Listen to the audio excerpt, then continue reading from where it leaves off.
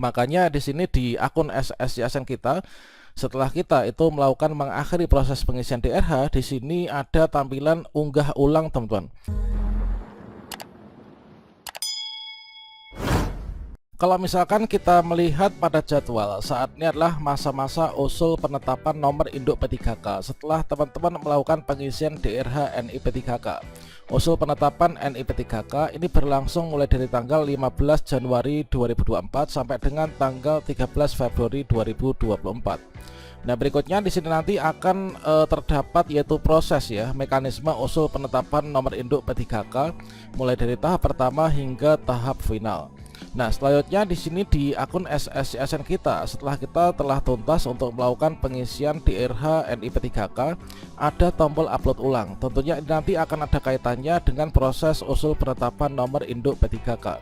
Pada video ini kita akan berbagi update informasi terbaru alur penetapan NIP3K dari awal hingga akhir kira-kira seperti apa, dan hal wajib apa yang harus dilakukan oleh guru honorer saat penetapan nomor induk P3K. Silahkan simak video ini sampai selesai. Namun sebelum kita lanjutkan, perlu saya ingatkan, bagi teman-teman yang mungkin baru saja menemukan channel ini, silakan klik tombol subscribe-nya dan aktifkan notifikasi loncengnya, sehingga nanti jika ada update video terbaru, kalian tidak akan ketinggalan informasi. Baiklah sobat-sobatnya, saat ini kalau misalkan kita ini melihat pada jadwal untuk pengisian DRH NIP3K ini sudah selesai tanggal 14 Januari 2024. Dan saya berharap teman-teman subscriber dari channel Salon Guru ini telah tuntas menyelesaikan untuk pemberkasan ya, mengirim DRH dengan cara klik tombol akhiri proses pengisian DRH tanggal 14 Januari 2024. Nah, setelah kita ini seluruhnya melakukan pengisian DRH dan juga klik akhir proses pengisian DRH, maka kalau misalkan kita lihat pada jadwal, ini kita memasuki yaitu tahapan terakhir untuk seleksi P3K Guru tahun 2023, yaitu usul penetapan NIP3K atau nomor induk P3K ya. Nah, di sini untuk proses usul penetapan NIP3K ini mulai dari tanggal 15 Januari 2024 kemarin, artinya sehari selang ditutupnya untuk proses pemberkasan ini langsung diusulkan. Kemudian di sini untuk jadwal terakhir ya, yaitu usul penetapan NIP3K itu adalah sampai tanggal 13 Februari tahun 2024. Nah, dalam kurun waktu ini yaitu tanggal 15 Januari sampai dengan 13 Februari 2024 ini adalah proses usul penetapan NIP3K. Berikutnya ini adalah merupakan alur untuk pertek ya, yaitu penetapan pertek. Pertek itu apa? Pertek itu adalah pertimbangan teknis BKN ya, untuk NIP3K dan juga NIP CPNS, teman-teman. Inilah untuk alurnya seperti ini. Kalau misalkan di sini kita melihat yaitu pada alur grafis ya yang disajikan oleh salah satu kanrek BKN, yaitu mulai dari teman-teman melakukan pengisian DRH. Jadi teman-teman yang lulus seleksi ini peserta mengisi DRH. Ini adalah tahap awal, tahap mulai. Berikutnya setelah teman-teman mengisi DRH, berikutnya di sini dilakukan usul, yaitu di sini disampaikan kepada BKN, teman-teman. Yaitu di sini dari masing-masing instansi ini mengusulkan NIP3K atau NIP CPNS ke BKN, yaitu kelengkapan dokumennya seperti SPRP, kemudian SK, kemudian RMPK dan lain sebagainya. Nah, setelah diusulkan maka di sini BKN kemudian memproses berkas usul ya dari instansi dengan hasil. Nah, di sini ketika Pemda masing-masing BKPSDM kita ini mengusulkan kepada kantor regional BKN, maka BKN di sini nanti akan memproses ya untuk usulnya itu. Nah, hasilnya nanti akan ada 3. Yang pertama itu dipilah-pilah ya semuanya, yaitu ada status BTS. BTS itu apa? BTS itu di sini adalah merupakan berkas tidak sesuai, teman-teman. Nah, BTS adalah berkas tidak sesuai. Kemudian yang kedua ada MS. MS itu memenuhi syarat. Yang ketiga itulah TMS ya. TMS itu apa? Tidak memenuhi syarat, teman-teman.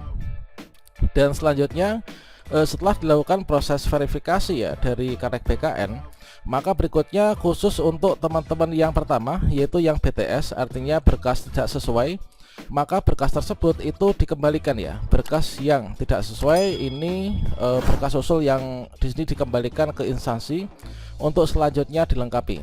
Nah, berkas yang diusulkan ini kalau statusnya BTS atau berkas tidak sesuai, ini dilakukan pengembalian, yang mana di sini dikembalikan ke instansi. Selanjutnya instansi itu meminta guru honorer yang bersangkutan ini untuk melengkapi data sesuai dengan yang diminta. Ini adalah contohnya seperti ini. Makanya di sini di akun SSJSN kita, setelah kita itu melakukan mengakhiri proses pengisian DRH, di sini ada tampilan unggah ulang, teman-teman. Jadi fungsi dari tombol unggah ulang di sebelahnya tombol lihat itu adalah untuk keperluan itu ya. Ketika teman-teman itu berkasnya BTS atau tidak sesuai, maka berkas ini akan dikembalikan ke instansi. Kemudian instansi meminta guru honorer yang bersangkutan itu untuk melakukan upload ulang ya, unggah ulang berkas sesuai dengan ketentuan. Inilah untuk yang BTS. Jadi manfaat dari tombol upload ulang itu adalah seperti itu, teman-teman. Kemudian yang memenuhi syarat ya. Nah, di sini untuk yang memenuhi syarat atau MS, berikutnya di sini berlanjut, yaitu di sini berkas usul yang dapat diterbitkan untuk prakteknya oleh BKN ya.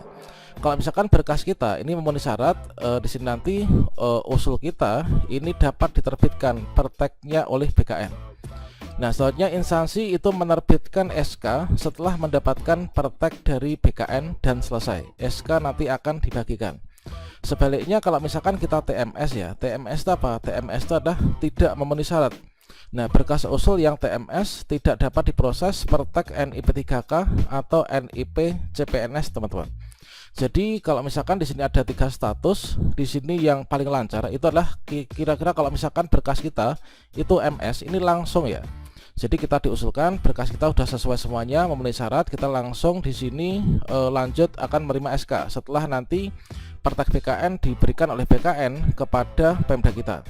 Bagi teman-teman yang statusnya BTS, ini nanti berkasnya dikembalikan ke instansi, kemudian instansi meminta teman-teman untuk memperbaikinya dengan login ke akun SSJSN dengan unggah ulang sesuai dengan ketentuan.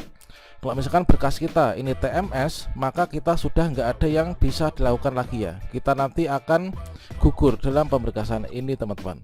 Ini adalah untuk dari 3 status verifikasi dari BKN. Dan sebagai contohnya, ini adalah contoh untuk yang di tahun kemarin ya. Nah, ini contohnya, ini berbagai macam pemerintah daerah, yang mana di sini masing-masing instansi seluruhnya. Ini usul NIP3K, ini masuk ya, ini masuk di usul masuk ini.